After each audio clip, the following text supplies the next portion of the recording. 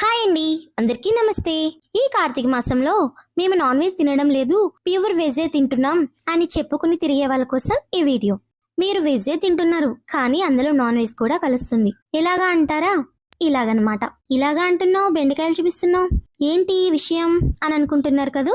అయితే చూపిస్తాను, చూడండి. నేనైతే బెండకాయలు చాలా తాజాగా ఉన్నాయని తీసుకున్నానండి. అది ఫ్రై చేద్దామని తీసుకున్నాను. నేను పొరపాటున పులుసు పెట్టుకుంటే నేను కూడా మా వారికి నాన్ వెజ్ పెట్టిందాన్ని అయ్యేదాన్ని. ఎందుకంటే బెండకాయలు అయితే పురుగులున్నాయండి. అదేంటి చాలా గొప్పగా చెప్తున్నావు, బెండకాయలో పురుగులు ఉంటాయి కదా అని అనుకుంటున్నారు కదూ.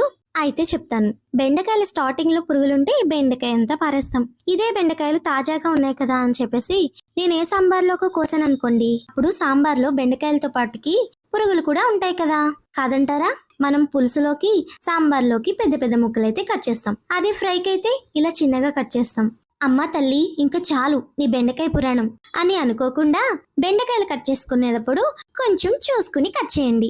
నేను కట్ చేసిన బెండకాయలు అయితే చాలా తాజాగా ఉన్నాయి, ఎక్కడా చిన్న కన్నం లేదు, పురుగు లోపలికి వెళ్లే ఛాన్సు లేదు. అంత తాజాగా ఉన్న బెండకాయల్లో కూడా పురుగులైతే మాత్రం ఉన్నాయి. నేనైతే ఫ్రై కట్ చేస్తున్నా, మీకు చూపిస్తున్నాను కదా. కొన్ని బెండకాయల్లో ఎక్కడో ఒక చోట, లేకపోతే 2 చోటలన ఇలా అయితే పురుగులుంటున్నాయి. ఈ సీజన్ లో బెండకాయల్లో పురుగులైతే వస్తాయి, కొంచెం జాగ్రత్తగా చూసుకుని అయితే తినండి. కొంతమంది అయితే సాంబార్లో బెండకాయ ముక్కలు అడిగి మరీ వేయించుకుని తింటారు.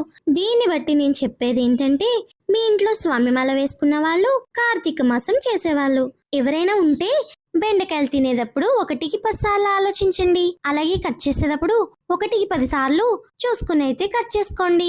ఎక్కడన్నా పురుగులు ఉండొచ్చు. వంకాయల్లో పుచ్చులైతే చూసి తీయగలం గాని ఇలా బెండకాయ మధ్యలో పుచ్చులైతే తీయలేం కదండి, కాదంటారా? చెప్పండి. ఓలమ్మో, ఈ బెండకాయ పురాణం ఏంటే అని అనుకోకుండా కూసంత సబ్స్క్రైబ్ చేసుకుని ఫాలో అవి లైక్ చేయండి. అన్నట్టు thank you for the watching. అందరికీ బై బైలు.